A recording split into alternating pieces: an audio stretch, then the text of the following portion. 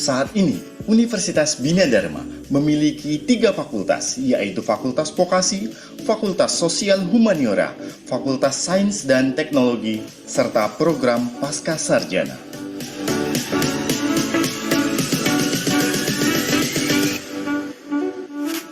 Fakultas Vokasi memiliki 4 program studi dengan akreditasi B. Fakultas Sosial Humaniora memiliki 7 program studi dengan akreditasi A dan B. Fakultas Sains Teknologi memiliki 5 program studi dengan akreditasi A dan B. Dan program Pasca Sarjana memiliki 5 program studi dengan akreditasi B.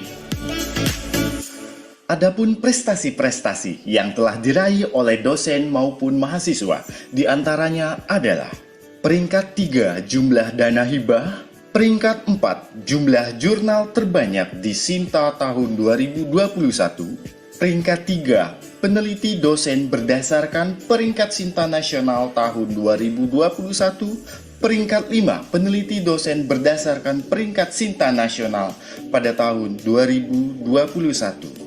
Pemenang program hibah dari Kementerian Pendidikan, Kebudayaan, Riset, dan Teknologi, kampus swasta terfavorit Mataloka Award 2021, dosen dan mahasiswa berpartisipasi dalam perhelatan PON 20 di Papua tahun 2021, 3 besar Aruba Limpik tahun 2021 kategori mahasiswa terbaik di Indonesia.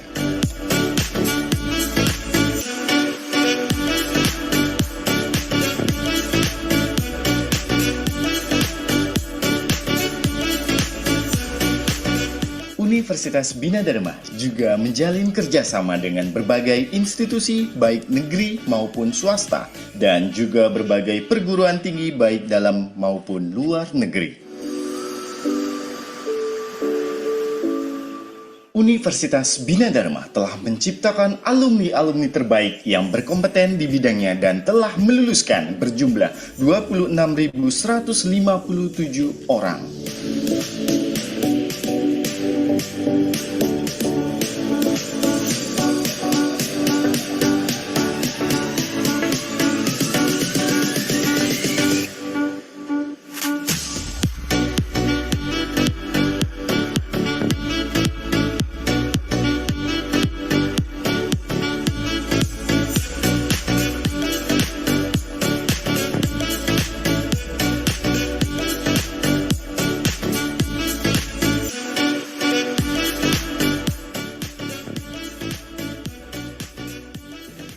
Assalamualaikum warahmatullahi wabarakatuh.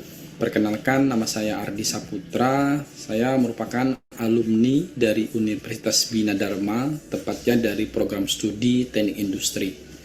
Saya saat ini sedang bekerja atau lagi bekerja di salah satu perusahaan kontraktor terbesar di Indonesia, yaitu di PT Pama Persada Nusantara, itu sebagai Operation Research Expert Team Leader.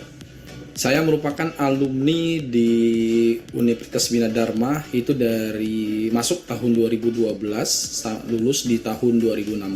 Assalamualaikum warahmatullahi wabarakatuh. Saya Haryani, sarjana komputer dari Universitas Bina Dharma Palembang, program studi Teknik Informatika dan tahun lulus tahun 2010.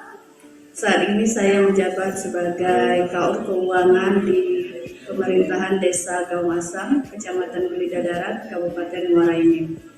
Dan saya juga sebagai guru P3K di SMK Negeri 1 Belida Darat dan memegang sebagai Kadprop dari Teknik Komputer Jaringan. Assalamualaikum warahmatullahi wabarakatuh. Perkenalkan, nama saya Haji Saiful SPDMM selaku alumni Universitas Bina Dharma Palembang, program studi Magister Manajemen jurusan Manajemen Pendidikan. Sekarang saya bekerja sebagai guru PNS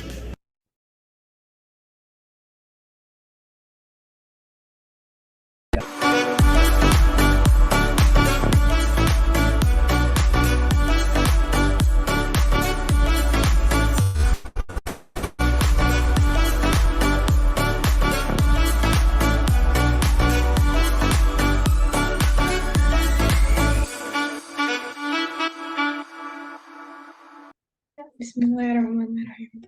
Buah delima warnanya merah, bunga melati warnanya putih. Agar acara kita meriah, sambutlah salam dari MC. Assalamualaikum warahmatullahi wabarakatuh.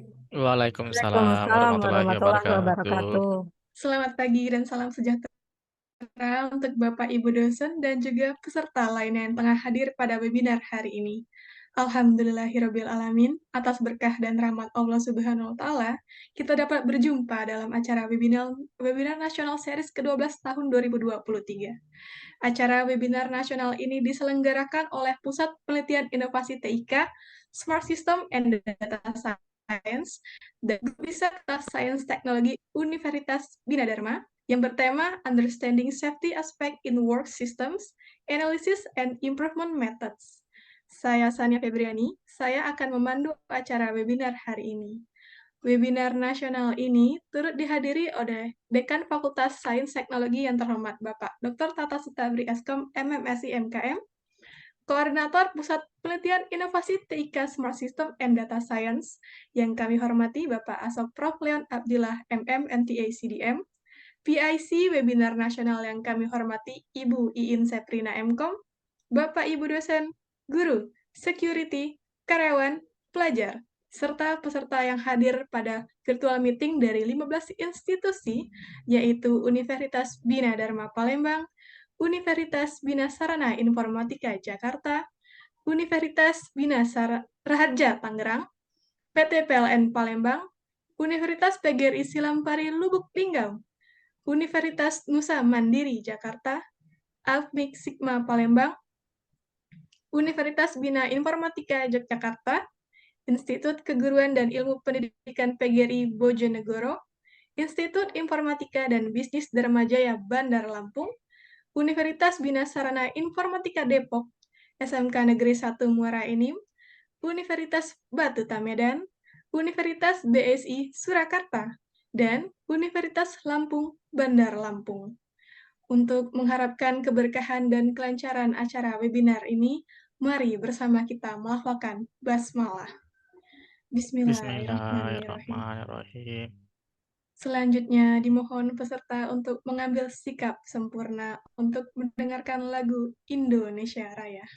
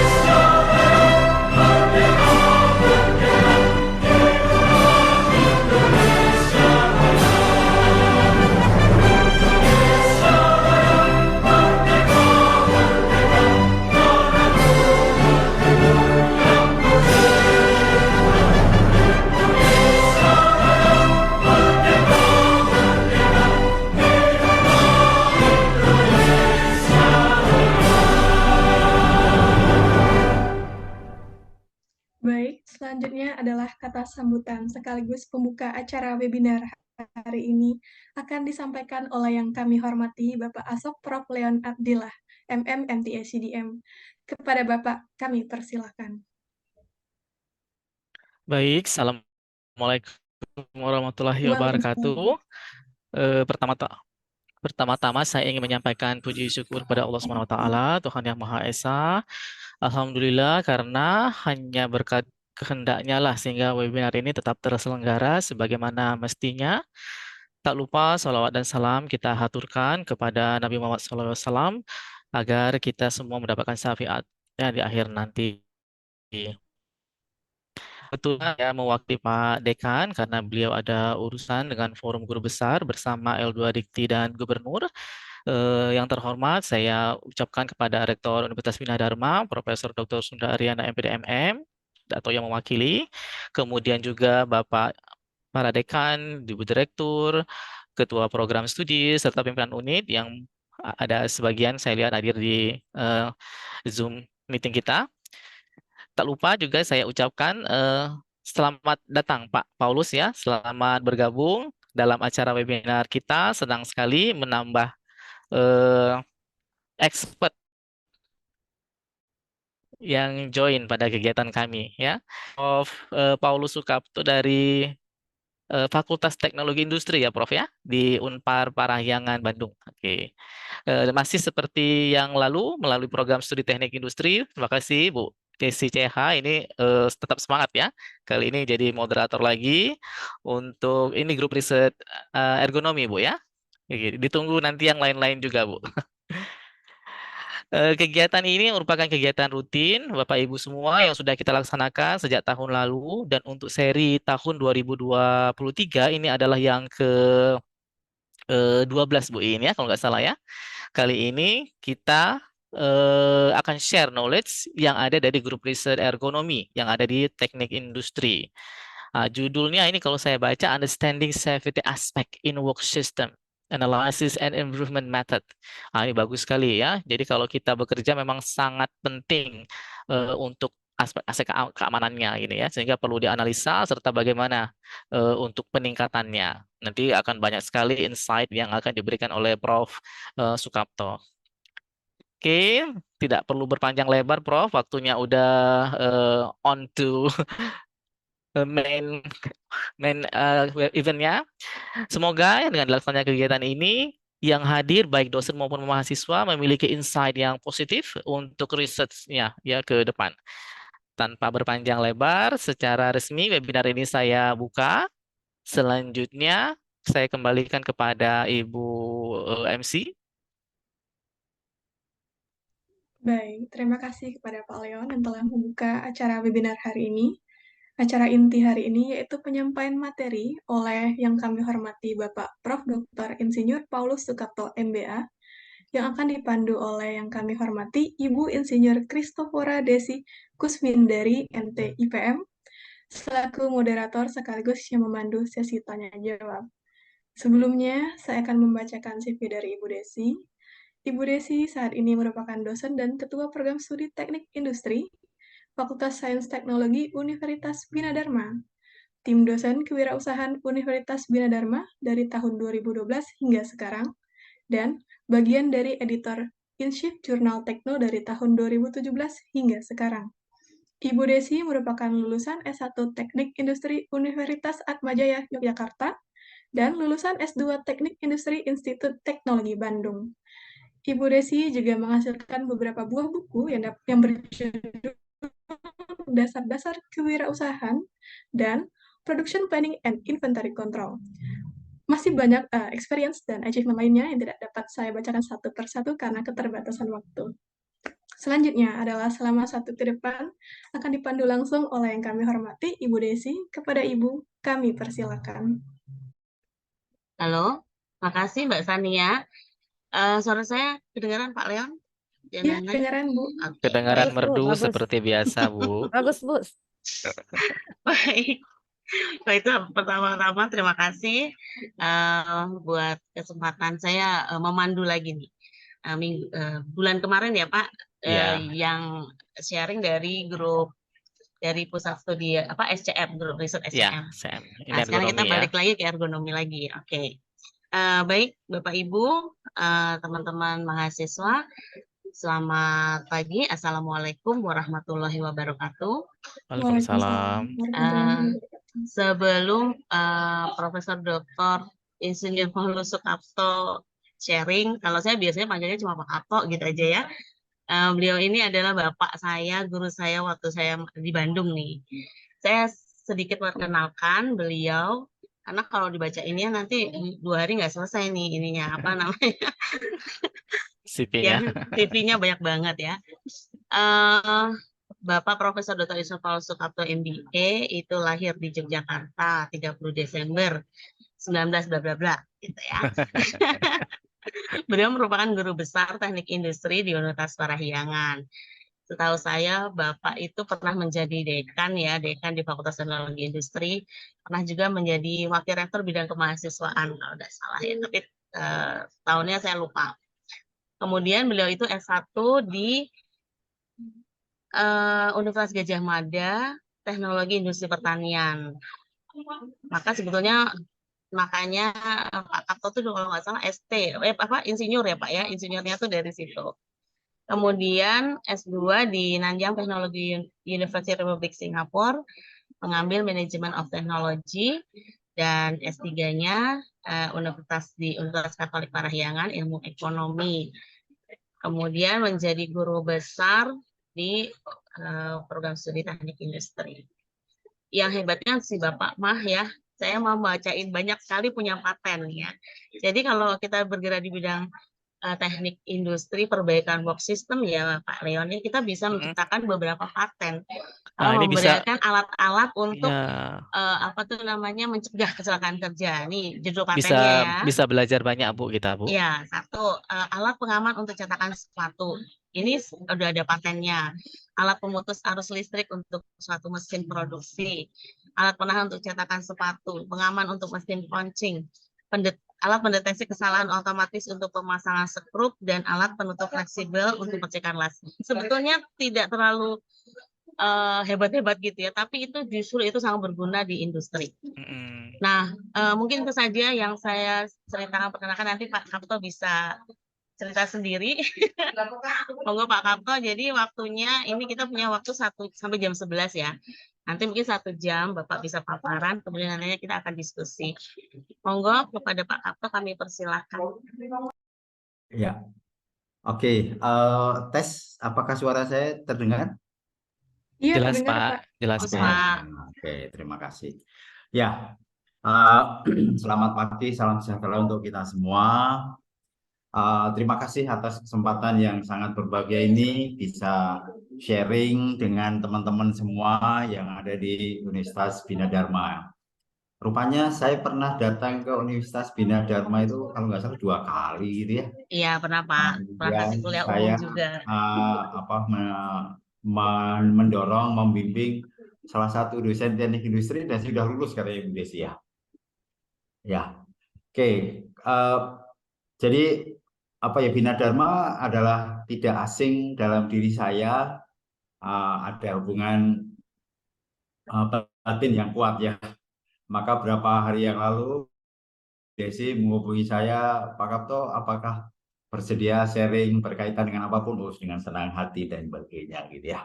Oke, jadi itu ya yang ini ya. Jadi saya senang kalau saya ini bisa sharing dengan teman-teman. Intinya adalah kalau Ibu dan Bapak semua membuka atau ngetik nama saya kira hampir semua penelitian saya, paper saya di bidang safety ya. Bidang safety ini sebenarnya bidang yang memang tidak banyak orang tertarik karena memang UUD-nya kecil gitu ya, Prof. Leon ya. Jadi gitu bagi saya gitu ya. Jadi ya saya senang sekali. Tujuan saya jadi saya ini ada 3 hal. Saya ingin sekali mengajak, maaf ya saya sebut teman-teman semua adalah care ya berkaitan dengan safety. Itu saya senang sekali. Bagaimana saya ingin mengajak bahwa safety ini ayo mari kita sama-sama care. Sadar bahwa itu penting sekali. Jadi kita punya kekayaan triliunan dan sebagainya, kalau tidak sehat apa gunanya dan sebagainya. Itu adalah pertama. Kemudian kedua, nanti saya akan menyampaikan suatu model yang mumpuni ya. Jadi suatu model yang mumpuni untuk menyelesaikan berbagai masalah, terutama berkaitan dengan safety di tempat kerja. Lalu adalah yang ketiga, juga saya memperkenalkan suatu metode bagaimana membuat suatu sistem yang pas untuk semua pihak. Jadi saya akan menyampaikan itu, kemudian ya saya berharap bahwa apa yang saya paparkan bisa menjadi efek domino ya. Jadi sini ada Ibu Desi, ada Ibu Sania, ada Prof Leon di sini. Mudah-mudahan menjadi suatu domino sehingga terus-menerus menggeser ke berbagai pihak bahwa ayo kita sama-sama berkaitan dengan safety itu penting sekali. Apakah saya bisa minta izin untuk share materi ya? Oke. Ya, jadi ya saya akan mencoba untuk menyampaikan ya. Jadi bagaimana pemahaman terhadap aspek terutama berkaitan dengan safety di tempat kerja. Jadi bagaimana model atau metode yang memang harus kita pahami minimal ya. Jadi saya hanya menyampaikan minimal, nanti silahkan untuk diteruskan dengan metode yang lain. Tujuannya adalah membuat agar supaya tempat kerja itu 3 hal, aman, nyaman, dan kondusif. Ya, jadi saya ingin perkenalkan suatu metode. Tujuan akhir cuma 3, aman, nyaman, dan kondusif. Nah, kalau seandainya tempat kerja ini aman, nyaman, dan kondusif, ya akhirnya tidak ada masalah lagi dan sebagainya. Ya. Lalu kalau seandainya kita melihat gitu ya, melihat berkaitan dengan berbagai data dunia, saya membandingkan 2 data yang sebetulnya juga mengejutkan ya. Jadi tahun 2000, mohon maaf ini sebentar saya.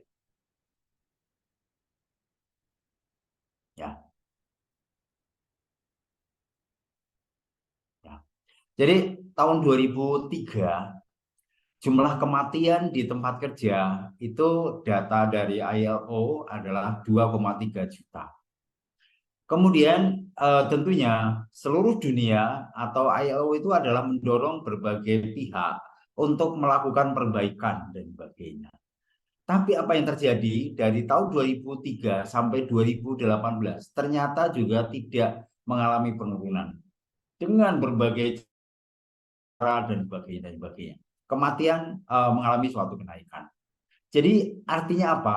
Saya melihat salah satu hal yang sangat mendasar adalah kesadaran berkaitan dengan safety ini masih belum begitu maksimal. Ya. Lalu ya, kalau kita pelajari, kita baca dengan seksama, sebetulnya ILO itu adalah terus-menerus berupaya membuat berbagai metode cara atau apapun agar supaya adalah semua proses harus benar-benar melihat dari ergonomis ya. Kemudian tentunya bahwa semua perusahaan adalah harus menerapkan berbagai metode, berbagai cara itu adalah secara ergonomis dengan baik dan benar. Ya. Lalu juga ILO juga menjadi tugas penting adalah apa saja yang membuat orang ini tadi tidak nyaman, tidak aman, dan tidak kondusif, apa saja dan sebagainya. Ya. Jadi itu apa yang dilakukan. Lalu saya singkat saja masuk kepada bagaimana kita itu melakukan suatu analisis bahaya di tempat kerja. Ya, saya melihat atau mungkin fokus terhadap 2 hal. Yang pertama adalah bagaimana kita melihat lebih dini, lebih awal. Maksudnya apa? Kalau seandainya kita mau install entah itu mesin atau peralatan dan sebagainya, kita harus memastikan kira-kira alat atau mesin ini mempunyai dampak terhadap kerja orang atau tidak. Dampaknya apa? Yang bisa diprediksi lebih awal. Barangkali ada tingkat kebisingan. Jadi suara yang bising kemudian menghasilkan suatu tempat kerja yang temperaturnya tinggi, jadi panas dan sebagainya. Kemudian ada limbah-limbah berkaitan entah itu limbah kimia atau mungkin hal-hal yang berkaitan dengan radiasi. Nah, jadi kita harus memastikan bahwa sebelum diinstal, sebelum dikerjakan, kita harus yakini benar, ya. Karena dengan adanya kita bisa melihat lebih awal, menjadi early warning bagi semua. Oh, mesin ini ada radiasinya loh. Oh, mesin ini adalah menghasilkan panas, temperaturnya tinggi dan sebagainya. Oh, mesin ini adalah punya kebisingan yang tinggi dan sebagainya. Jadi itu adalah memang harus kita potret ya. Lalu yang kedua adalah setelah mesin ini diinstal, setelah mesin ini beroperasi, bagaimana kita membuat suatu analisis dari perkiraan dari awal tadi. Ya. Jadi ada suatu prediksi. Nah, kadang-kadang pada saat implementasi mesin ini selain menghasilkan tingkat kebisingan tinggi, ada juga efek-efek yang lain. Ya, contohnya apa? Oh, ternyata memang mesin ini harus di-maintain secara rutin, entah mingguan, entah bulanan dan sebagainya. Jadi pada saat implementasi mesti ada kompleksitas dari proses itu. Oke. Ya, pada saat kita melakukan tadi ya, awal tadi, yaitu adalah kita bisa melihat bahaya ya, tadi sudah saya singgung, ya kemungkinan terjadi kecelakaan, kemudian tingkat keparahan dari kecelakaan, jadi ini adalah kita bisa melihat ya. Oke, lalu adalah bagaimana kita bisa melihat bahwa masing-masing proses ya, ini adalah apa saja yang memang harus diperhatikan secara detail.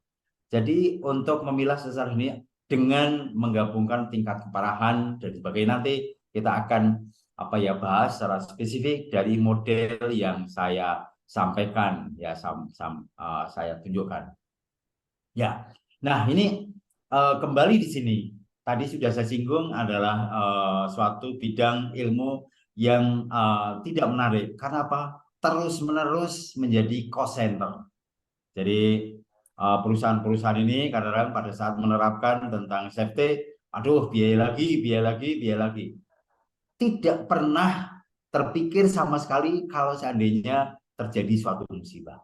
Ya, jadi terus-menerus, tapi paling tidak kita juga harus menghitung. Ya, oke. Lalu kita masuk ya. Saya ingin ada ini yang pertama. Saya ingin memberikan suatu model yang bagi saya adalah handal untuk menyelesaikan perbaikan sistem kerja di suatu tempat kerja ya. Oke, nah ini adalah yang saya tawarkan. Barangkali ada teman-teman yang memang interest di bidang safety. Ini adalah model yang benar-benar baru ya, baru. Ya, jadi mungkin nanti bisa sharing bagi teman-teman yang sedang atau tertarik dalam bidang ini. Tentunya ini adalah model yang benar-benar baru dan mumpuni dan sebagainya. Oke, yang pertama adalah setiap orang ingin melakukan suatu perbaikan adalah melakukan pengamatan di lapangan atau di tempat kerja. Proses pengamatan ini harus dilakukan dengan seksama. Pada saat melakukan pengamatan, paling tidak kita harus diskusi dengan orang yang menjalankan pekerjaan itu, operator dan sebagainya. Kemudian diskusi dengan pihak manajemen, ya. Lalu adalah juga kita pada saat melakukan pengamatan berinteraksi atau mengajak atau berdiskusi dengan orang-orang yang memang punya passion.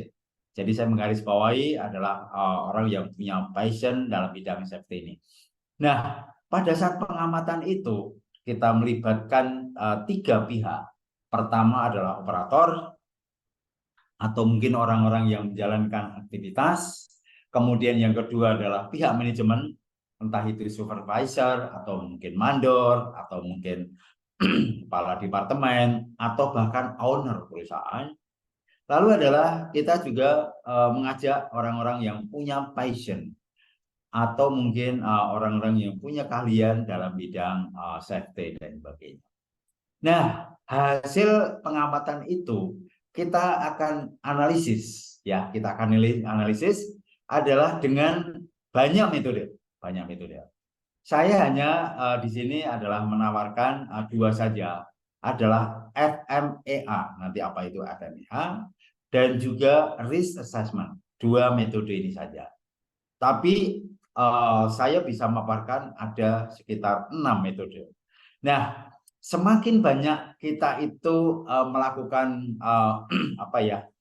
analisis, ya, sebagai contoh, pada waktu saya general check up, saya akan kalau saya general check up secara lengkap, saya akan dicek adalah fungsi ginjal dengan metode apa. Fungsi di sini adalah ginjal, kemudian fungsi jantung, kemudian fungsi paru-paru dan sebagainya. Dan tentunya itu akan digabungkan, akhirnya mendapatkan suatu potret kondisi badan saya dan sebagainya.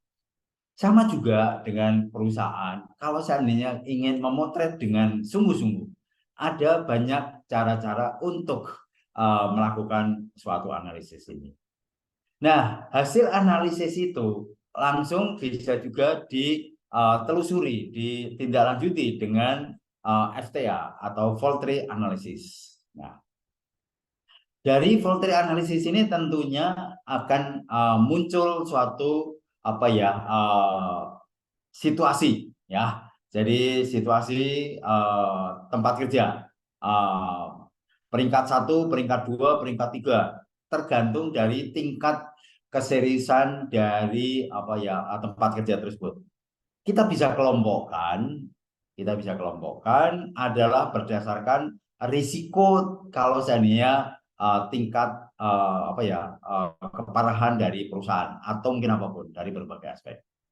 Nah, dari sini kita menelusuri lebih jauh adalah sebetulnya penyebabnya apa, ya, bisa terjadi hal itu. Kemudian setelah kita mempunyai urutan tadi, sebut saja di dalam suatu perusahaan yang perlu ditindaklanjuti ada sebanyak 30 item. Ya, salah satu di antaranya apa adalah suatu mesin yang memang mempunyai kebisingan yang tinggi, bagaimana langkah perbaikan selanjutnya.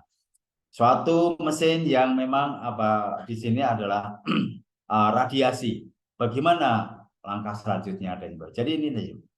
Nah, kemudian HACCP ini apa? HACCP ini adalah kembali kita menghadirkan para ahli yang memang menguasai dalam bidang mungkin kimia, dalam bidang radiasi, dalam bidang mungkin engineering berkaitan dengan mesin dan sebagainya.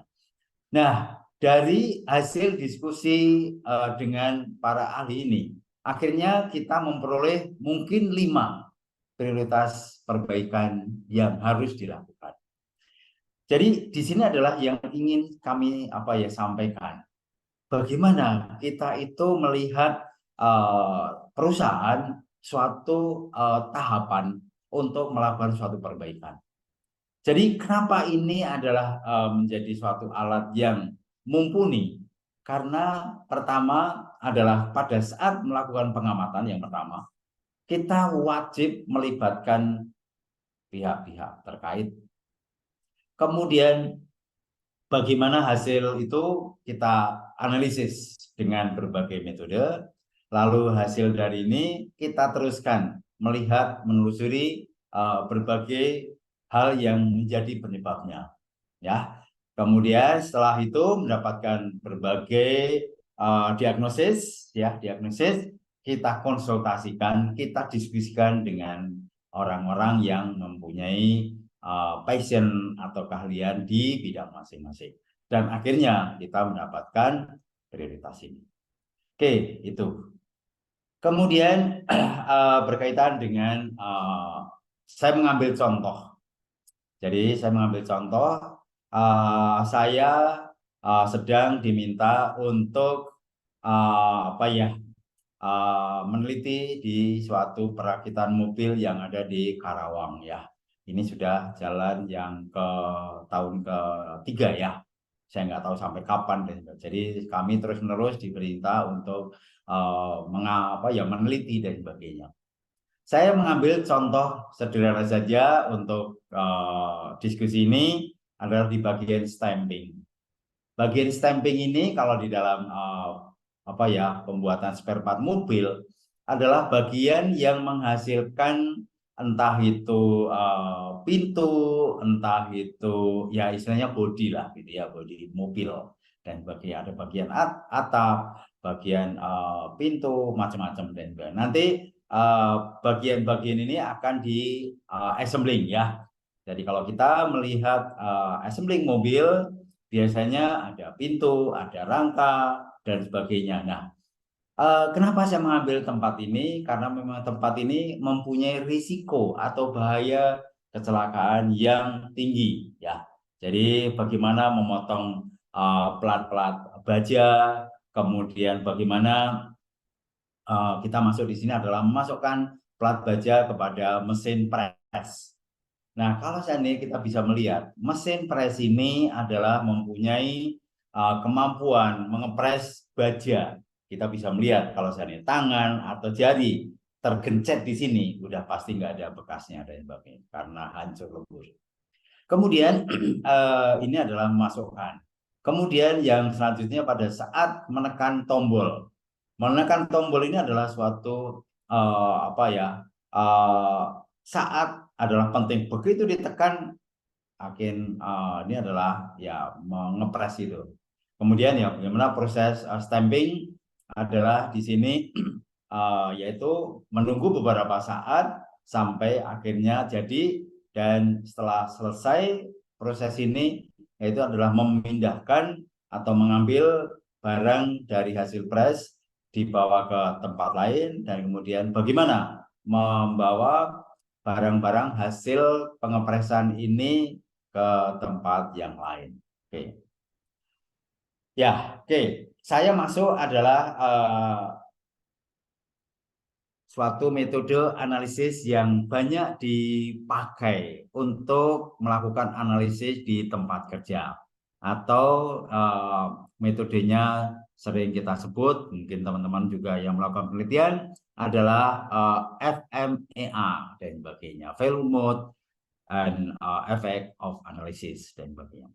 Ya, jadi sebagai ilustrasi saja bahwa alat ini untuk mendeteksi tempat kerja lebih detail ya. Jadi tadi ada 5 tahap, kemudian masing-masing tahap ditelusuri potensi apa saja yang bisa terjadi dan sebagainya ya.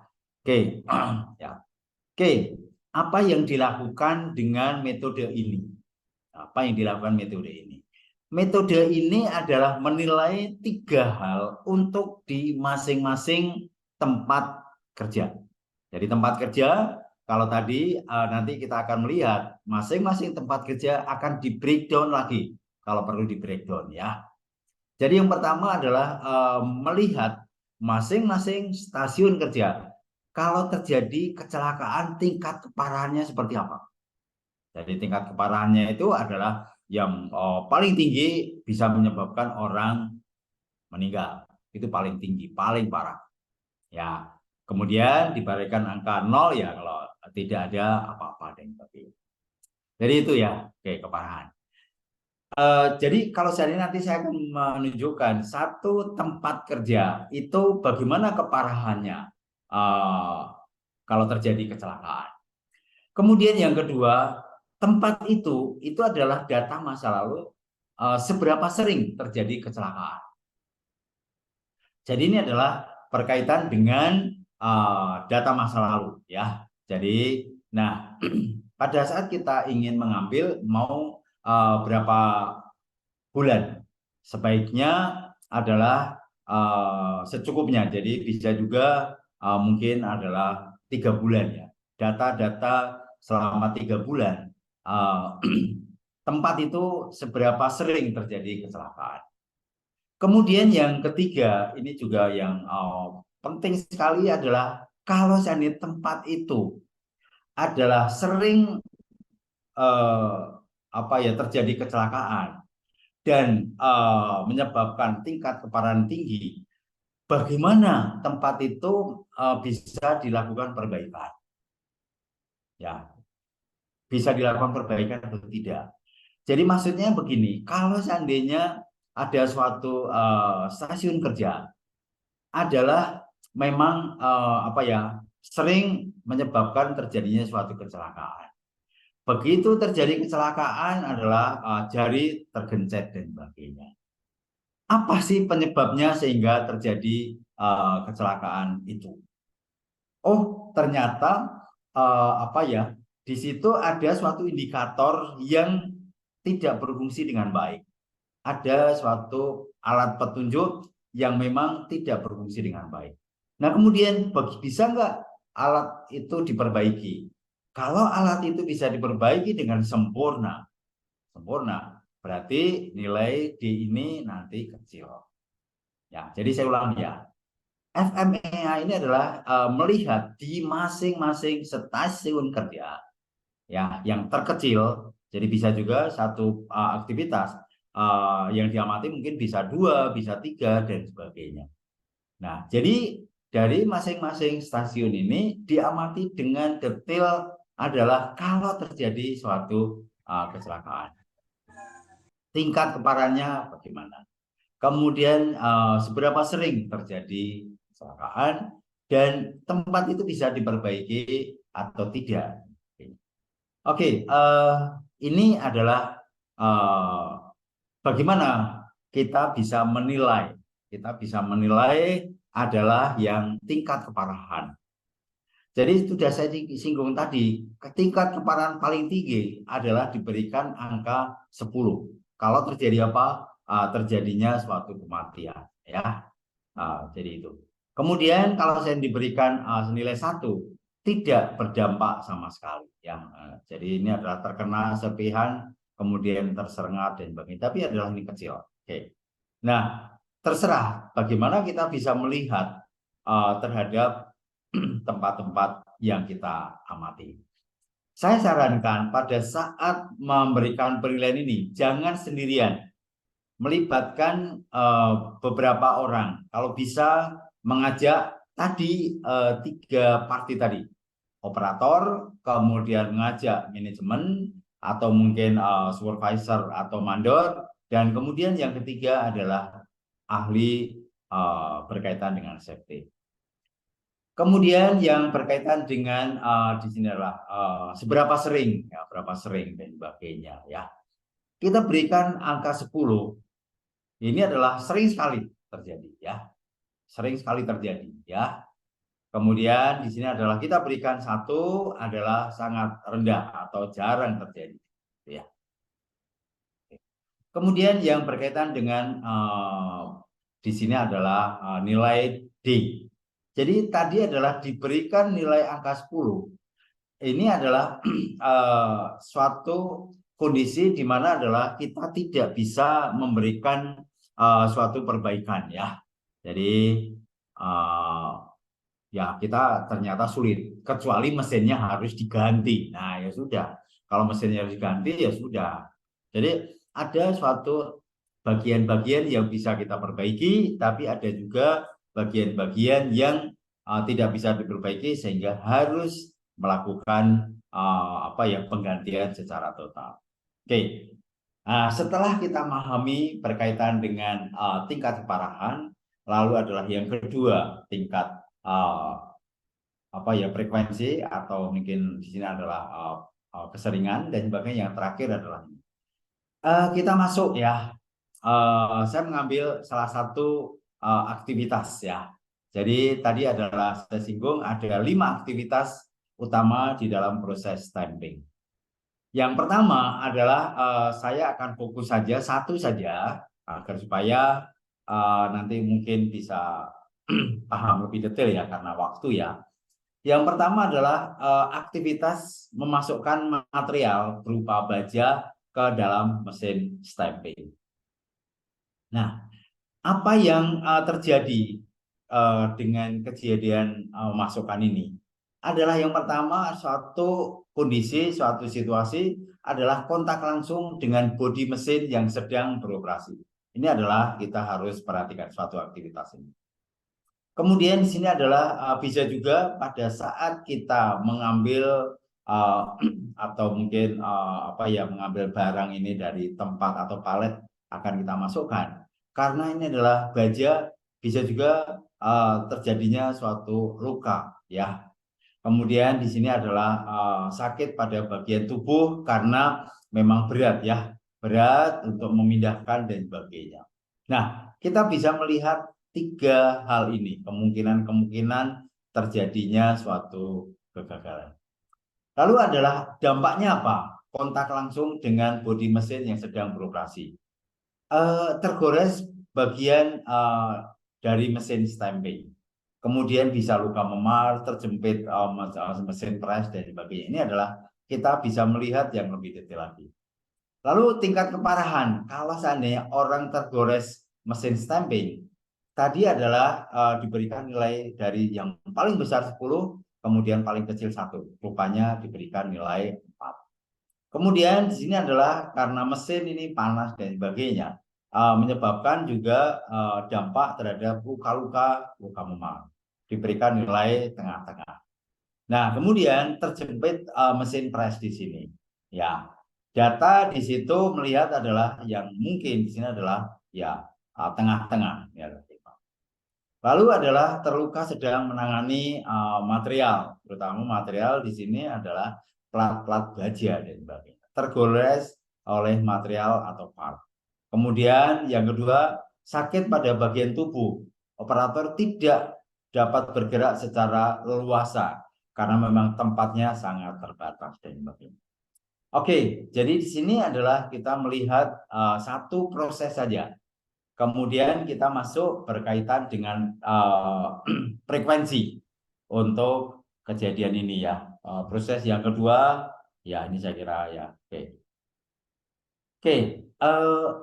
Lalu pertanyaan selanjutnya adalah seberapa sering terjadinya suatu kecelakaan ini?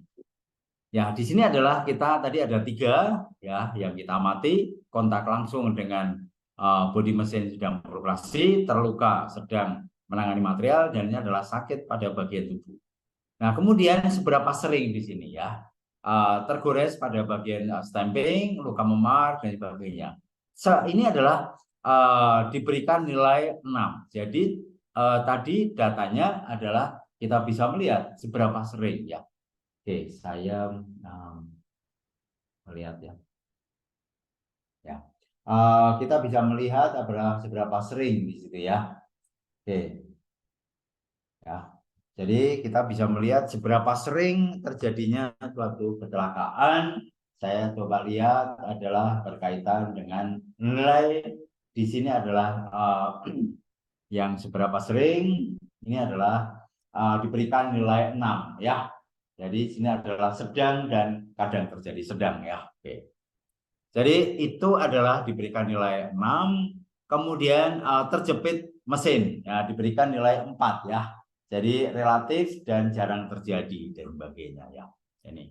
Kemudian kita masuk kepada terluka ketika sedang menangani material.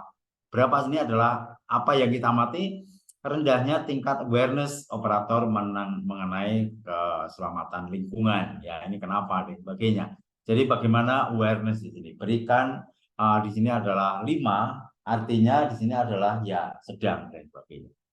Kemudian sakit pada bagian tubuh karena apa yang memindahkan. Jadi pada saat memindahkan barang dari satu tempat, jadi ini adalah mengambil baja ke tempat ini. Di sini adalah orang yang mengalami sakit ini seberapa sering? Ternyata nilainya 7. Ya, di sini adalah ya cukup sering dan sebagainya. Oke, ini adalah berkaitan dengan frekuensi terjadinya suatu kecelakaan. Kemudian kita masuk, ini adalah sama ya untuk yang tahap-tahap yang lain. Lalu adalah saya masuk terutama adalah bagaimana perbaikan mendeteksi terjadinya tadi dampak-dampak tadi. Ya, jadi kita fokus pada memasukkan material ke dalam mesin stamping ini, ya. Lalu kita fokus berkaitan dengan kontak langsung. Tadi yang sering terjadi adalah tergores bagian mesin stamping. Tadi adalah kenapa bisa tergores di sini? Ya, kenapa bisa tergores? Penyebabnya apa? Penyebabnya apa? Kemudian bagaimana kita mencoba untuk memperbaiki atau menganalisis perbaikan yang di tempat itu? Ya, ternyata dari hasil analisis itu diberikan nilai di sini adalah 5. 5 artinya adalah bisa melakukan perbaikan, tapi tidak sempurna. Mesti ada hal-hal yang kadang-kadang masih belum bisa ditangani secara sempurna dan sebagainya. Nah, di sini adalah ini ya, jadi 5 ya. Kalau seandainya ini adalah 1, berarti di sini adalah penanganannya bisa menjadi lebih baik ya. Nah, kemudian luka memar ya, ini adalah luka memar pada saat kontak langsung. Kenapa sering terjadi luka memar dan sebagainya? Yaitu adalah salah satu diantaranya melakukan review SOP secara rutin untuk proses itu ya. Jadi rupanya SOP ini juga belum menjadi alat yang ampuh untuk menyelesaikan masalah ini. Karena masih mempunyai nilai angka 4, yaitu kemampuan alat untuk mendeteksi ini masih belum sempurna. Sempurna ini harusnya di sini adalah angkanya semua 1 dan sebagainya. Oke, nah ini adalah data-data ya. Jadi akhirnya dari 5 proses ini, ya 5 proses ini, ya kita memperoleh data berkaitan dengan tingkat keparahan, kemudian preferensi, kemudian pada saat yang deteksi. Ya, dari semua ini maka kita akhirnya bisa membuat suatu rekapitulasi. Suatu rekapitulasi adalah sebut saja kita melihat proses yang pertama. Jadi ini adalah rekapitulasi. Proses yang pertama adalah memasukkan material ke dalam mesin. Di sini adalah nilainya tadi diberikan rata-rata adalah 4. Kemudian di sini adalah tingkat di sini ada ini adalah 4. Kemudian penyebabnya di sini kita bisa melihat ya. Bisa melihat terhadap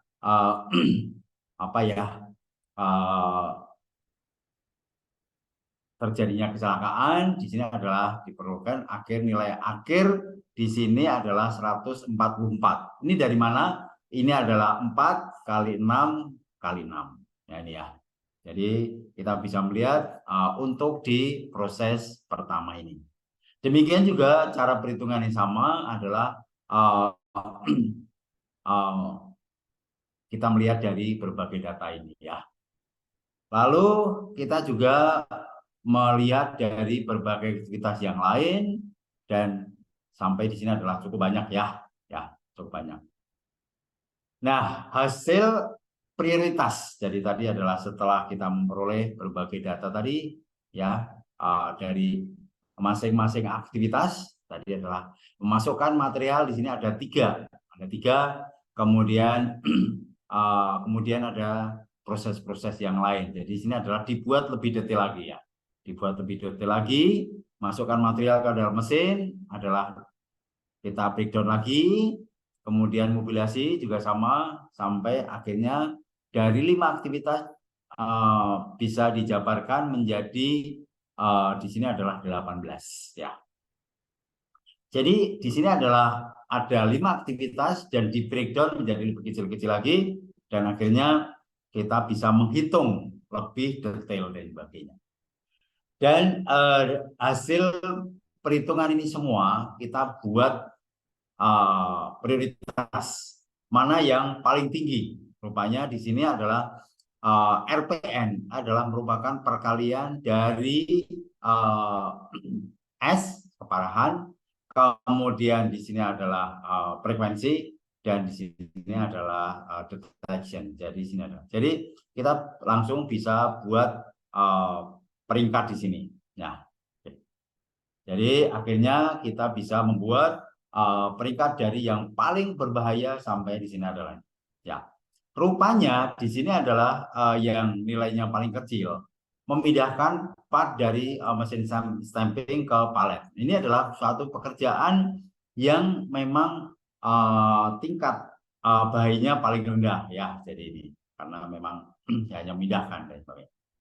Nah, sehabis itu kita memilih mana yang paling tinggi. Ini adalah terserah mau 5 atau 10 dan sebagainya. Kita mengambil 3 saja.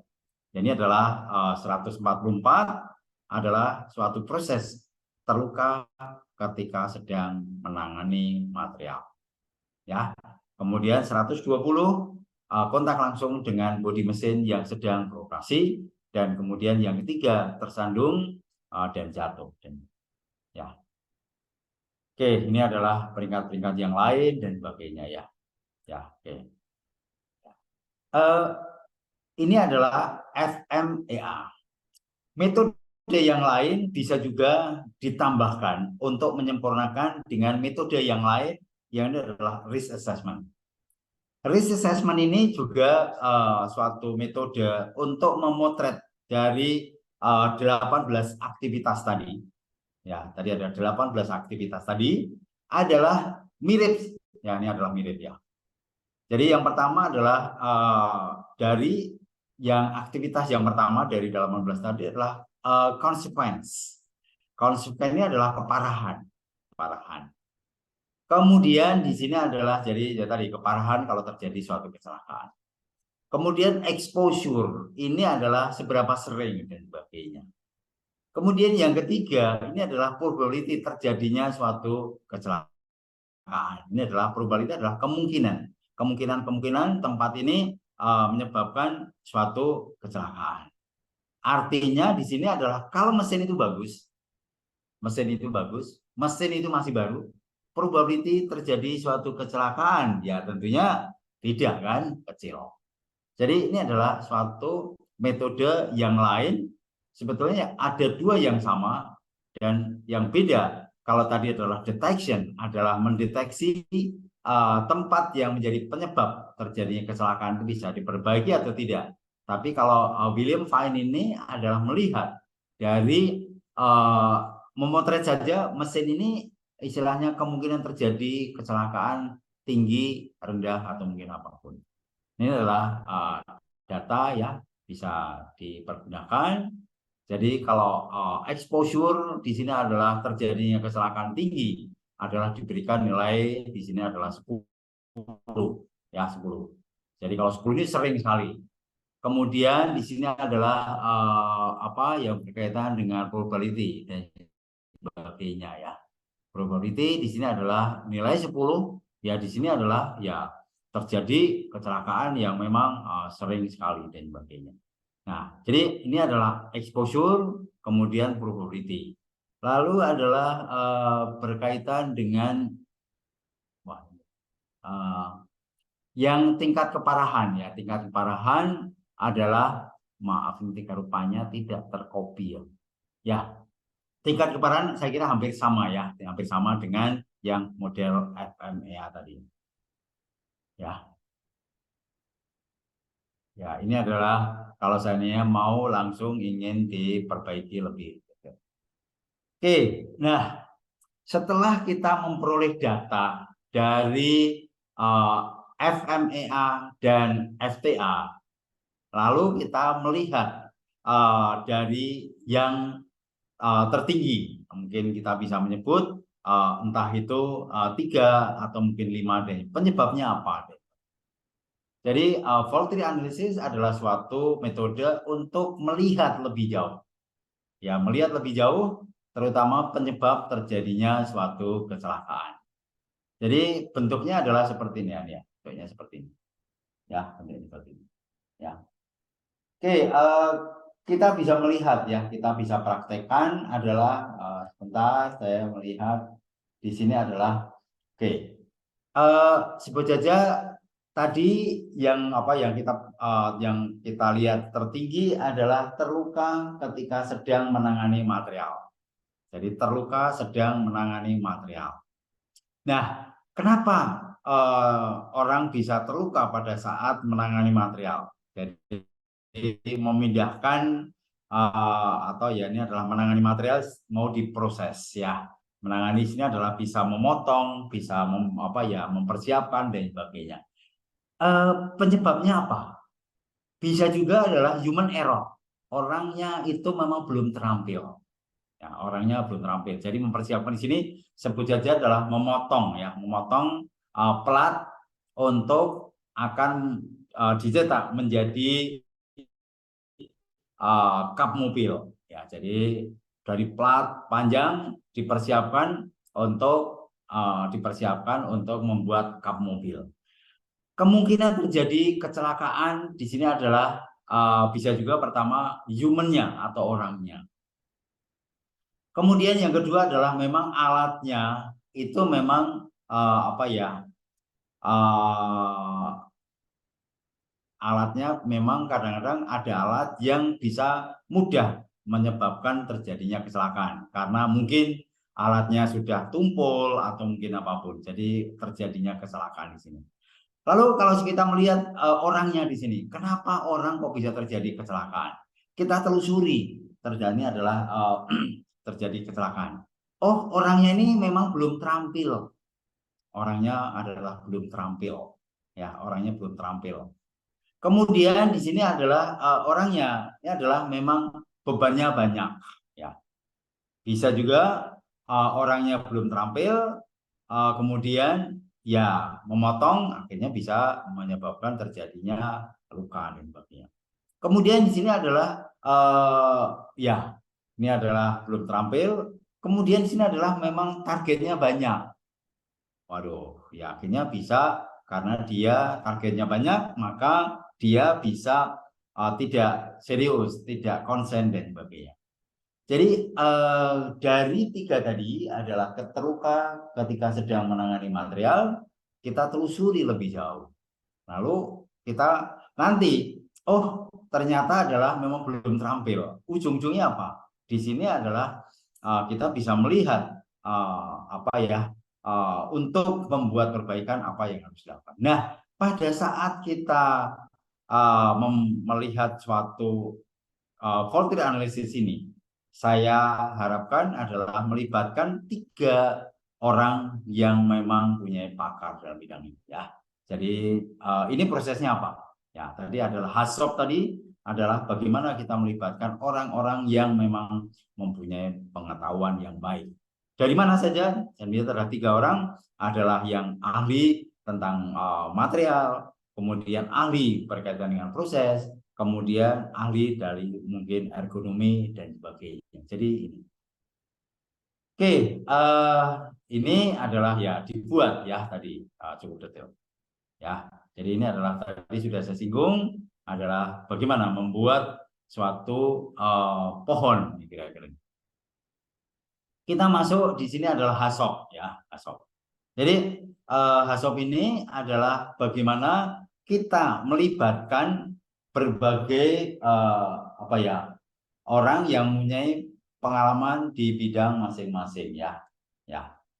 Jadi di sini adalah bagaimana kita melibatkan orang-orang yang punya pengalaman dan pengetahuan dari latar belakang yang berkaitan dengan proses atau sistem yang sedang kita tangani.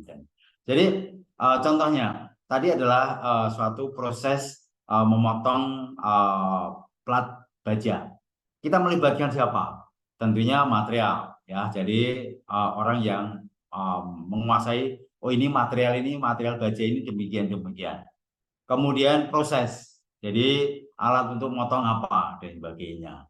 Kemudian yang ketiga adalah ahli yang bisa mengetahui cukup baik berkaitan dengan ergonomi. Mereka duduk bareng, bagaimana ini bisa terjadi suatu kecelakaan. Ya, jadi kecelakaan yang bisa terjadi apa? Oh, karena memang di sini adalah postur tubuh pada saat menangani atau memotong baja ini harus demikian dan sebagainya. Oh, kemudian di sini adalah butuh suatu alat pelindung diri dan sebagainya. Dan jadi ini adalah HASOP ini adalah saya tambahkan untuk memastikan bahwa hasil perbaikan ini bisa menjadi lebih baik.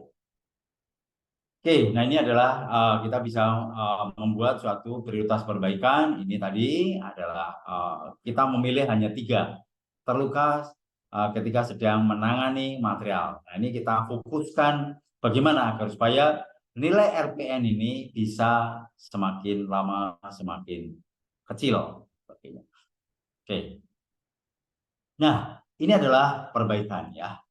Lalu saya ingin masuk kepada metode yang sebetulnya dalam bidang ergonomi.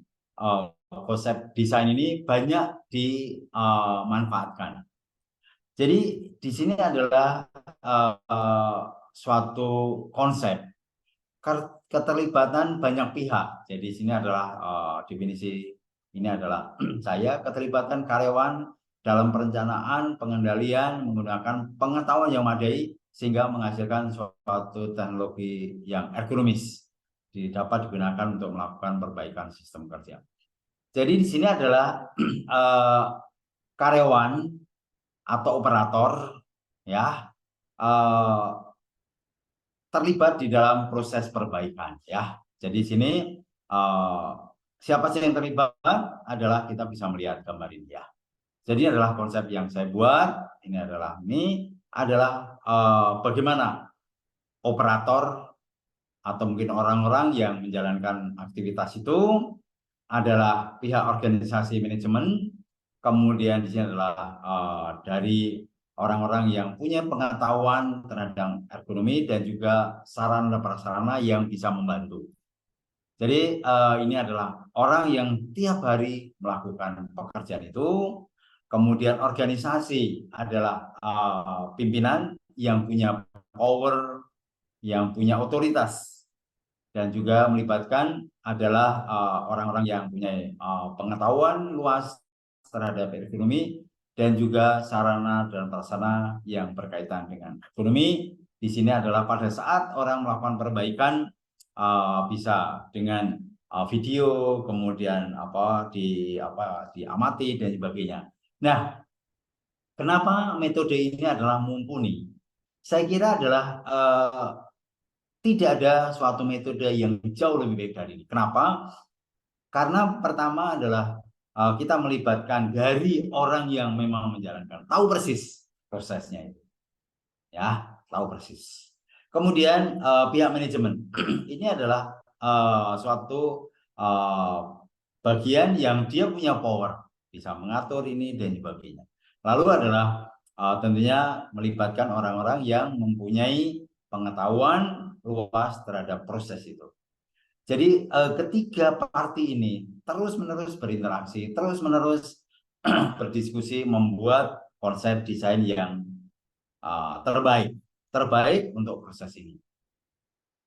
Contohnya dalam konteks ini tadi adalah terbaik untuk melakukan perbaikan. Contohnya apa?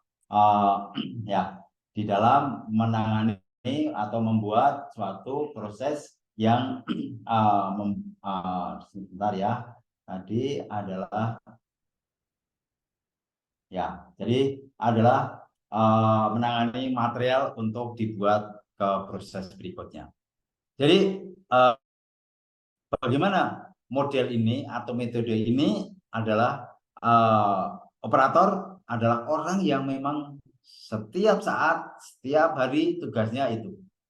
Kemudian organisasi atau manajemen adalah pimpinan di tempat itu. Kemudian di sini adalah orang-orang yang memang ahli di dalam proses di sini adalah menangani material itu. Dan akhirnya mendapatkan suatu konsep desain yang pas. Manfaat dari interaksi dari tiga pihak ini apa? Adalah banyak sekali. Ya, kecelakaan ini adalah semakin lama semakin turun. Penghematan biaya apa? Penghematan biaya bisa juga kalau kadang-kadang terjadi salah potong, maka banyak barang-barang yang harus terbuang. Ya, bayangkan baja kalau sudah terpotong salah ya sudah nggak bisa dipakai untuk proses itu, kecuali mungkin yang lebih kecil atau mungkin kalau terjadi kecelakaan dan sebagainya. Produktivitas, kalau seandainya orang bisa menjalankan dengan baik, produktivitas akan semakin tinggi. kehilangan material juga sama, ada lingkungan kerja yang aman, nyaman, dan kondusif. Ya, oke. Ya, bentuk perbaikan untuk terluka sedang menangani material. Nah, ya, bagaimana interaksi ini dan sebagainya.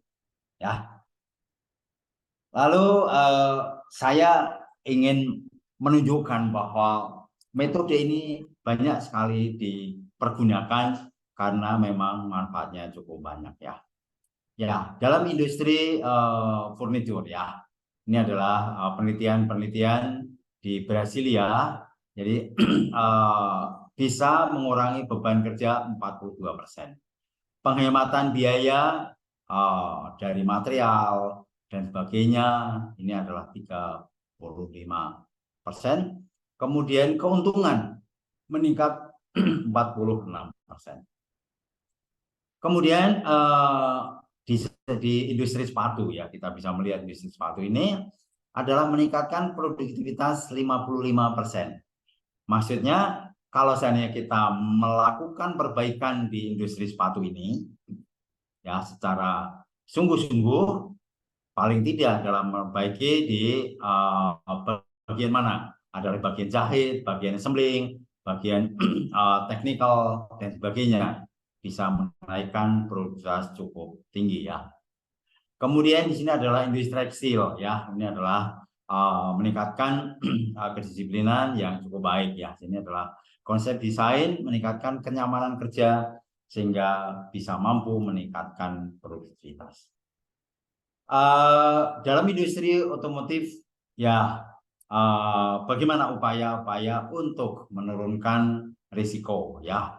Di sini adalah reba ini adalah mengamati bagaimana gerak seorang operator secara menyeluruh ya, adalah bagaimana fungsi kaki, fungsi tangan, fungsi bahu, fungsi kepala dan sebagainya. Ini adalah bagaimana untuk melakukan perbaikan agar supaya dia bisa menjadi lebih aman, nyaman, dan kondusif. Ini adalah stamping, adalah tadi yang saya singgung tadi, adalah bagaimana menyiapkan berbagai material untuk menjadi bagian-bagian mobil ya, bisa kap mobil, bisa pintu dan sebagainya. Nah ini adalah konsep perbaikan. Kita bisa melihat ya, perbaikan di stamping adalah membuat bagian cetakan menjadi dapat diraih dengan mudah menggunakan tombol yang dapat disesuaikan dan sebagainya ya. Penutup dari saya berharap nanti agar supaya diskusi bisa lebih panjang lebar. Ini adalah perbaikan suatu sistem tadi yang saya tawarkan adalah pertama bagaimana kita memotret dari kondisi yang ada, lalu adalah setelah kita potret adalah kita melakukan analisis ya. Analisis adalah yang kami tawarkan tadi adalah FMEA dan juga risk assessment. Dari kedua potret tersebut kita bisa menghasilkan suatu list ya, apa saja yang terjadi di tempat itu, kemudian bersama-sama membuat suatu perbaikan ya. Perbaikan adalah kita bisa menelusuri lebih jauh dengan fault analysis dan disempurnakan dengan HACCP ini adalah yaitu melibatkan pihak-pihak terkait yang mempunyai pengetahuan dan pengalaman di bidang itu. Sehingga dari ini lalu bentuk perbaikannya apa? Yaitu adalah metode adalah participative economics.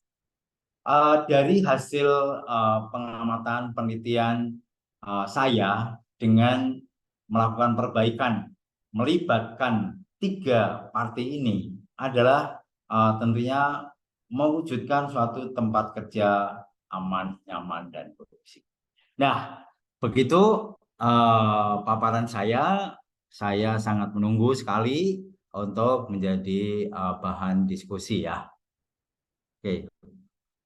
Saya kira dari saya Cukup, silahkan. Saya senang sekali kalau sini kita bisa meneruskan tanya jawab lebih lama dan sebagainya. Waktu saya kembalikan, silahkan Ibu Desi. Baik, terima kasih Prof. Suprapto. Luar biasa sekali ya. Kalau bicara tentang safety itu memang nggak ada habis-habisnya, Prof. Semua pekerjaan dari yang kecil, dari kita duduk di kantor aja, kita sebenarnya kita udah bicara tentang safety. Nah, Bapak Ibu silakan kalau ada yang mau bertanya, raise hand. Tapi ini ada satu pertanyaan di kolom chat dulu, Prof. Dari Mas Joko Setio Purnomo. Ini mahasiswa teknik industri pas karyawan ini. Saya bacakan saja. Selamat pagi, Prof. Metode FEMEA bisa kita gunakan untuk menyusun JSA, Job Safety Analysis. Karena kalau saya pahami dari menjelaskan cara menurunkan IRF, Initial Risk Factor, hierarki pengendalian bahaya,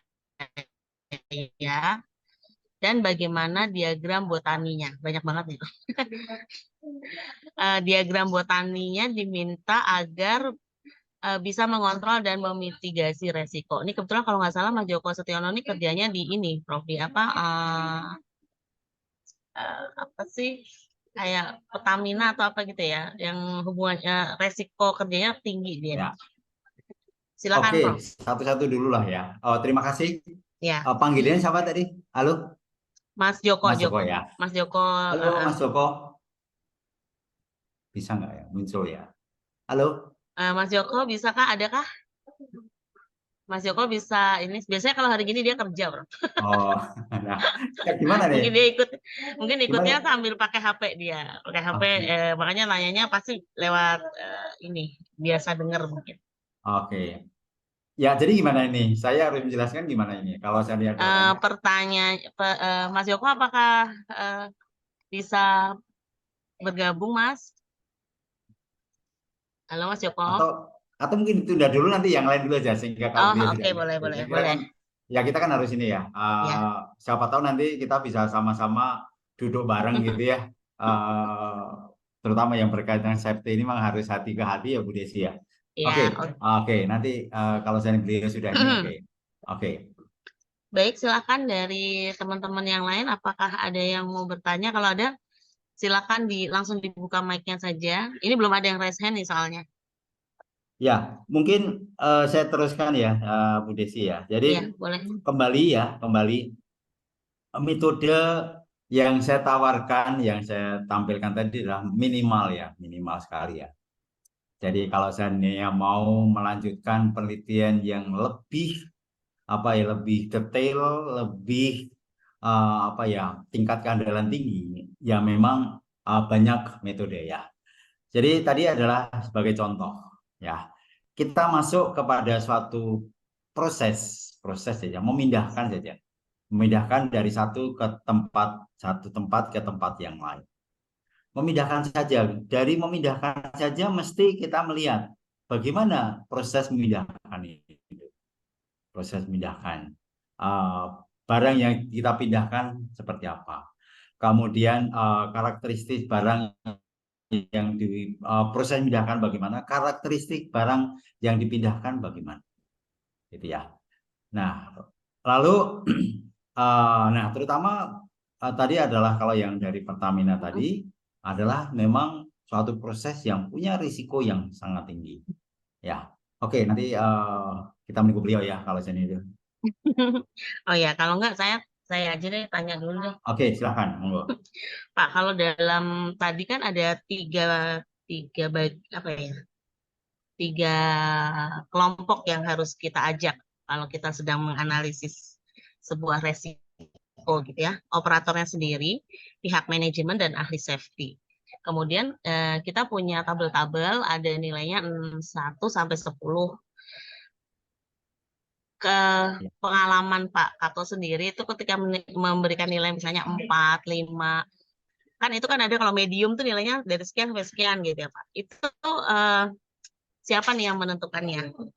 Gimana kita cara kasih nilai-nilai itu? Kan itu Ya, cuma lihat berdasarkan tabel, bisa ya. kalau frekuensi kelihatan nih frekuensinya. Kalau semakin banyak frekuensi berarti nilainya berarti tinggi. Tapi kalau misalnya tingkat keparahan atau apa, kita bisa menjudge-nya, oh ini 4 aja, ini 5 aja, ini 10. Itu gimana, Bro? Oke, pertanyaan yang saya kira menarik ya. Saya kembali di sini. Pancasila, 1, 2, 3. Nah, salah satu sila ini adalah musyawarah untuk mufakat. Nah, di situ adalah bagaimana kita mengajak ketiga pihak itu berdiskusi, ya. Bagaimana ya tempat ini kira-kira untuk kejadian ini berapa? Menurut operator gimana? Oh, saya memberikan nilai sebut saja 6.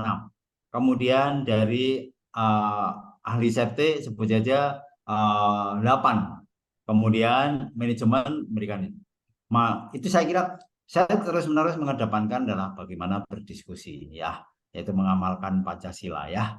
Jadi itu adalah musyawarah. Musyawarah berdiskusi itu adalah suatu metode yang sebetulnya paling enak lah gitu ya.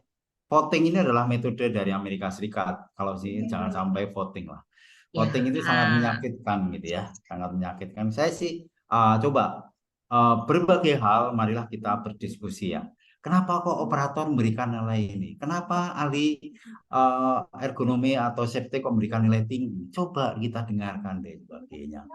Voting adalah metode yang terakhir, tapi saya selalu mengedepankan banyak hal. Marilah kita itu DNA itu adalah musyawarah untuk mufakat. Kita harus ke sana. Gitu. Jangan sampai apa ya voting ini ya suatu metode yang terakhir lah. Jangan sampai voting dulu baru diskusi.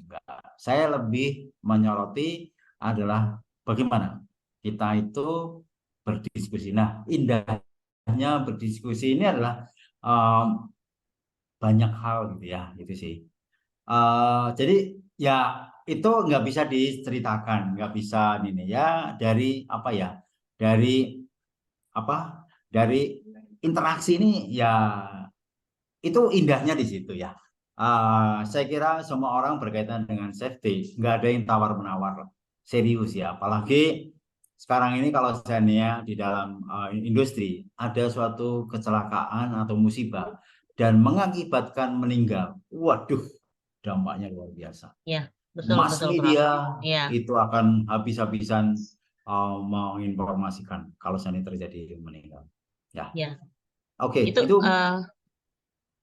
ya musyawarah gitu ya, diskusi lah gitu ya, diskusi ke depannya. Berarti untuk peneliti muda nih, misalnya mahasiswa yang lihat, berarti mahasiswa juga harus gitu ya Pak? Kadang-kadang mahasiswa kalau ditanya waktu ujian, itu kok kamu dapat nilai 4 dari mana? Harusnya dijawabnya seperti ini, diskusi, apa? Ke Pancasila ke yang keempat tadi ya, musyawarah untuk mufakat. Ya, nah ini buat teman-teman mahasiswa nih ya. Jadi kalau ditanya nanti jangan, oh itu saya tentukan, nggak bisa. Jadi harus ada rembukan gitu ya antara tiga bagian tadi ya. Oke, Pak ini ada Mas Dendi, apakah bisa open cam, Mas Dendi? Rahman Dendi Pratama.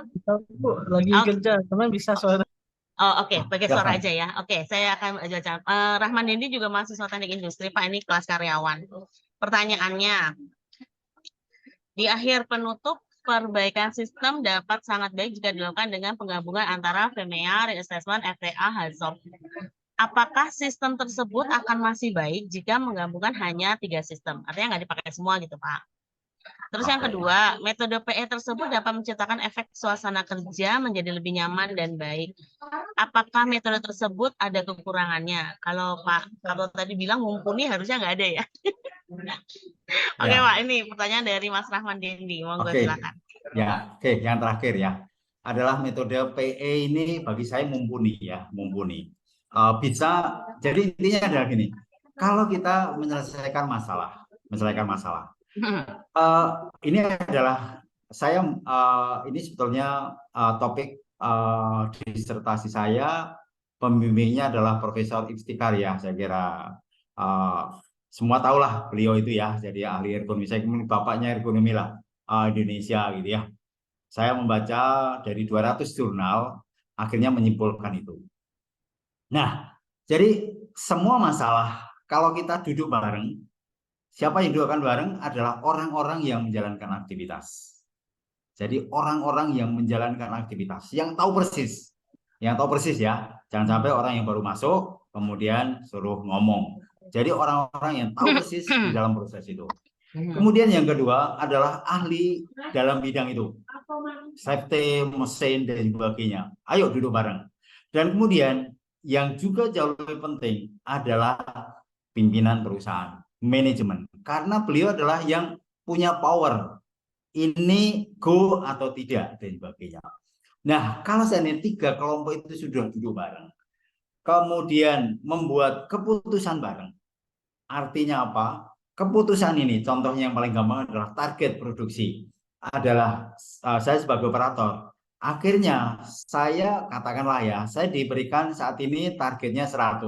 Tapi begitu dievaluasi ulang, akhirnya menjadi 80. Saya pastikan saya harus bertanggung jawab menghasilkan target per unit itu 80.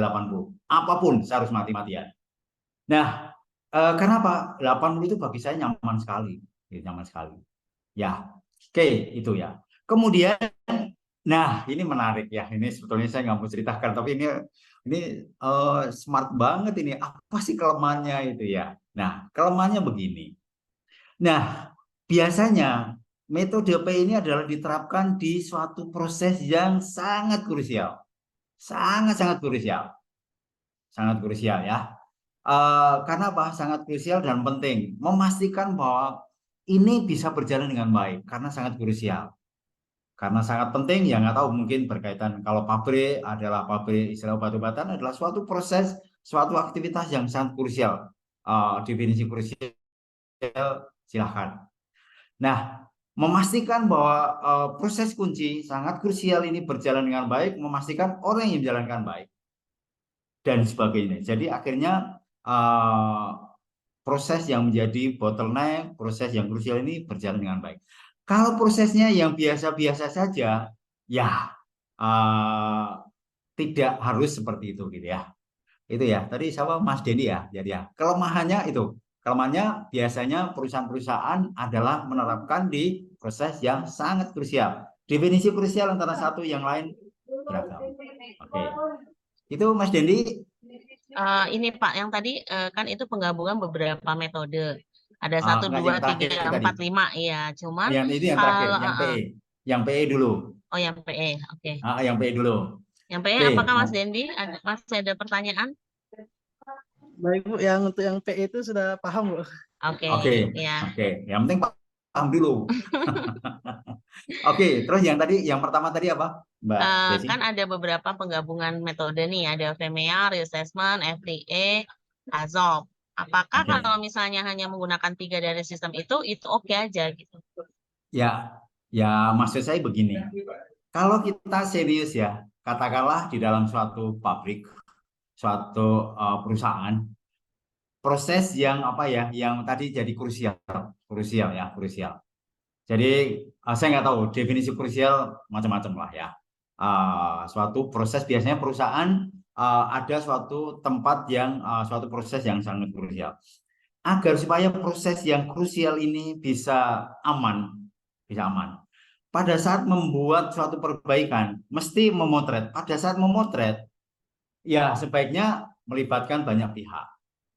Kemudian setelah memotret tadi adalah masuk kepada apa yang akan dipergunakan.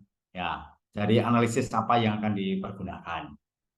Kemudian di sini adalah setelah mendapatkan potret tadi, maka kita bisa membuat peringkat. Oh, ternyata tadi ada 18. Dari 18 lalu diskusi dengan pihak pimpinan perusahaan. Wah, kami keterbatasan, tolong fokus yang tiga hal saja. Nah, itu idealnya seperti itu. Akan tetapi semua kadang-kadang kan juga tergantung kebutuhan. Seperti saya nih, kalau general check up itu 3 tahun sekali. Saya harus melihat secara lengkap. Tapi kalau saya 6 bulan sekali, saya yang krusial apa sih? Saya maaf ini saya cerita saya diri saya sendiri adalah berkaitan dengan kolesterol. Saya tes kolesterol aja gitu. Kolesterol, oh kolesterol demikian gitu ya. Oke, jadi tergantung dari kebutuhan Mas Dendi gitu ya. Jadi kalau yang memang ingin apa serius ya lihatlah secara sungguh-sungguh. Tapi kalau misalnya untuk kebutuhan-kebutuhan yang kadang-kadang, oh saya ingin melihat ini kan, karena ini adalah yang paling penting. Saya monitor berkaitan dengan kolesterol. Ini maaf nih, saya cerita atau curhat diri saya sendiri gitu ya. Nah itu. Bisa sih tergantung dari kebutuhan. Tapi kalau saran saya secara periodik 3 tahun sekali untuk proses yang sangat krusial harus dicek semua. Begitu. Ya. Jadi ini istilahnya ini metode lengkap ya Pak ya, dari Ya, VMEA betul. sampai ke PE kan, Ya, sampai boleh. solusinya. Jadi kalau misalnya itu hanya yang kecil-kecil boleh sebetulnya tidak terlalu krusial, boleh memakai beberapa metode dari yang disampaikan ke Pak Kato. Pak, ini kan kita waktunya terbatas, tapi masih ada satu pertanyaan lagi nih Ya, Pak. yang pertama tadi, yang dari pertamanya Oh tadi ya, gimana? iya Mas Jokonya nih masalahnya kehilangan sinyal katanya dia WA sama saya nih. Mas Joko, apakah sudah gabung lagi belum nih? Sebelum yang jawab yang pertama tadi Pak, ini ada pengalaman. Apakah ada pengalaman ya? Apakah langkah-langkah yang diambil perusahaan untuk memastikan karyawan merasa nyaman melaporkan insiden atau kecelakaan kerja tanpa takut menjadi saksi mungkin ini ya? Bagaimana perusahaan mengelola pelaporan dan tindak lanjutnya? Pak Kato, apakah punya pengalaman ketika melakukan itu Pak di Ya, perusahaan? oke. Ya, perusahaan di Indonesia itu kan terbagi menjadi berapa kelompok. Perusahaan yang BUMN, ya, perusahaan BUMN. Kemudian yang berikutnya ada perusahaan yang go public, ya. Kemudian perusahaan perusahaan swasta yang besar. Kemudian ya perusahaan-perusahaan kecil. Untuk perusahaan-perusahaan yang BUMN sama perusahaan yang go public itu saya kira wajib hukumnya bahwa setiap orang harus berani menyampaikan apa adanya. Jadi ada istilahnya whistleblower ya, mungkin pernah mendengar ya whistleblower, coba dicek di situ. Adalah kalau seandainya seorang karyawan di dalam perusahaan ada keluhan, apalagi berkaitan dengan safety, mau melaporkan, itu mandornya sudah marah-marah, jangan laporkan, nanti begini-begini.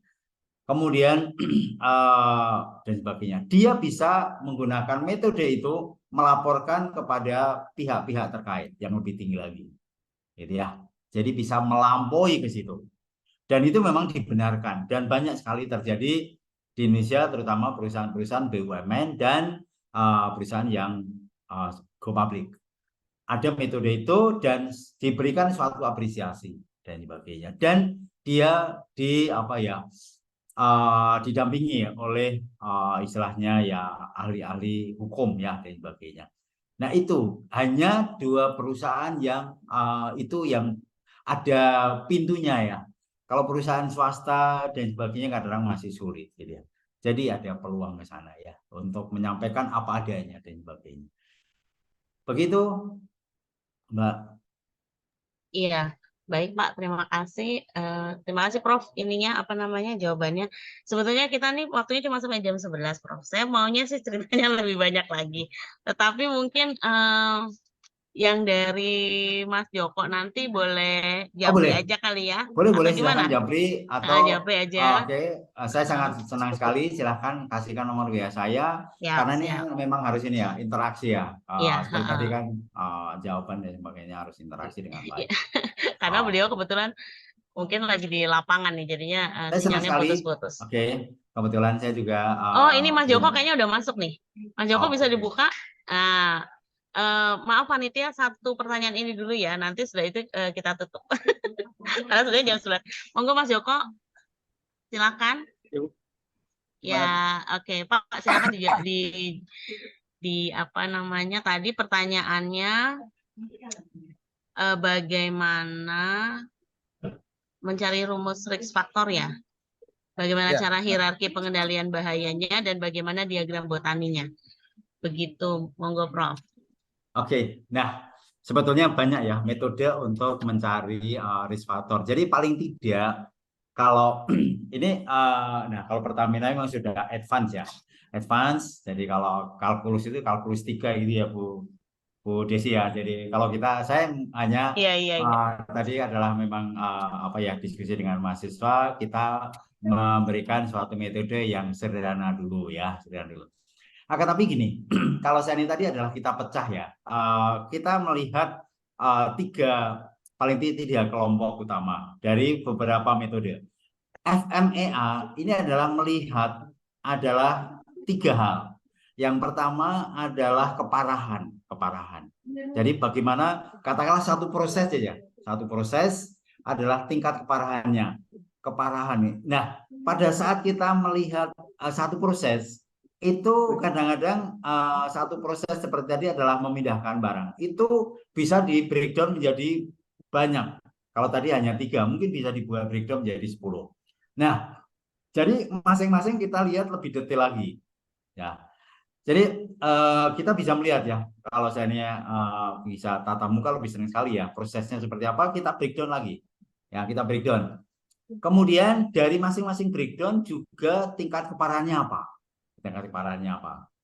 Nah, tingkat keparahannya apa. Kemudian kita lanjutkan dari proses yang ini, yang kecil ini adalah terjadi kecelakaan seperti apa. Ya. Kemudian kita bisa melihat kenapa ya tempat ini kok sering terjadi kecelakaan. Apakah spare part-nya nggak benar? Apakah memang mesinnya tidak diperbaiki dan sebagainya. Nah, sebetulnya semua kuncinya gitu ya. Jadi melihat dari bagian-bagian itu ya. Jadi untuk Pertamina, karena memang suatu perusahaan yang saya kira yang terbaik ya dalam bidang risiko, ini saya kira melihat lebih detail, bukan standar Indonesia lagi, tapi adalah dengan menggunakan standar internasional ya. Jadi levelnya sudah lebih tinggi ya.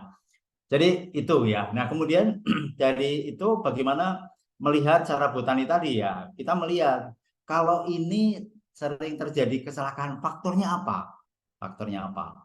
Ya, jadi ada suatu kejadian sering terjadi kecelakaan, kita bisa melihat paling tidak terbagi menjadi 2. Human dan alat atau sarana dan sebagainya. Human-nya itu bagaimana? Ya, untuk menjalankan aktivitas ini kadang-kadang orang itu harus mempunyai pengalaman sebut saja 10 tahun, bisa menjalankan ini 10 tahun. Nah, orang ini sudah sampai di situ atau belum? Ya. Nah, kalau belum, maka dia harus di-trade sampai itu dan sebagainya.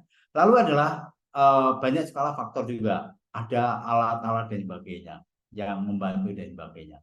Jadi alatnya harus begini, alatnya harus begini, harus begini juga. Nah, kalau seandainya pertama dari pertanyaan Mas Jowi ini adalah memotret lebih detail pekerjaannya itu apa, membagi breakdown lebih detail, kemudian kita memetakan tingkat keparahan terjadi apa, kemudian di sini adalah tingkat keseringan terjadi apa, kemudian deteksinya apa. Nah itu ya, jadi kalau itu bisa dilakukan dengan baik ya, adalah akan bisa membantu. Nah, saya ini di industri otomotif itu sedang mengamati ada suatu proses yang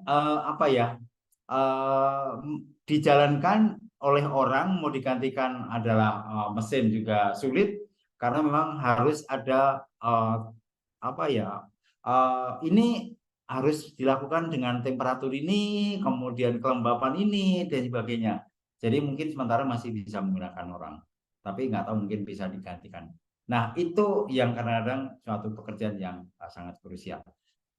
Mungkin kapan-kapan bisa diatur diskusi secara ini, Bu Desi, secara online untuk ini mengambil suatu proses yang krusial aja dari Pak Joko ini. Boleh. Ya. Gimana Mas Joko? Sudah terjawab? Hilang lagi. Pasti belum. Sebelumnya belum. Belum. Masih banyak yang diskusi lagi karena waktunya habis. Mungkin bisa minta nomornya. Boleh. Nanti saya share nomornya Prof. Sukarto langsung ke Mas Joko ya. Baik. Oke. Terima kasih Bu ya. Ya baik. Baik Bapak Ibu, karena waktu juga yang membatasi apa yang sudah kita bahas pada hari ini. Terima kasih banyak Prof atas insight-nya. Boleh kasih statement terakhir Prof sebelum kita tutup? Ya, oke. Statement terakhir, kita punya uang miliaran rupiah.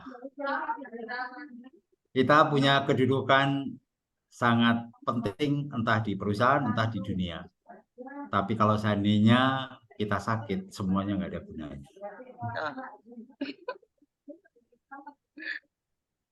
Baik, terima kasih Prof. Demikian Bapak Ibu sesi sharing kita pada siang hari ini. Terima kasih pada Prof. Paulus Sukamto yang sudah menyempatkan waktunya. Saya sebagai moderator, mohon maaf jika ada kesalahan dalam memimpin sesi sharing pada hari ini. Saya kembalikan kepada Mbak Sania. Baik. Jadi itu tadi ya, dapat kita simpulkan dari statementnya Pak Sukapto bahwa kesehatan itu adalah faktor atau rezeki utama yang dimiliki oleh kita manusia dan harus dijaga. Terima kasih kepada Ibu Desi yang telah memandu acara inti hari ini, dan terima kasih juga kepada Bapak Prof. Sukapto atas banyaknya ilmu, pengetahuan, dan pengalaman yang dibagikan. Dengan mengucap Alhamdulillahirrabbilalamin, acara webinar nasional ini terlaksana dengan baik dan lancar.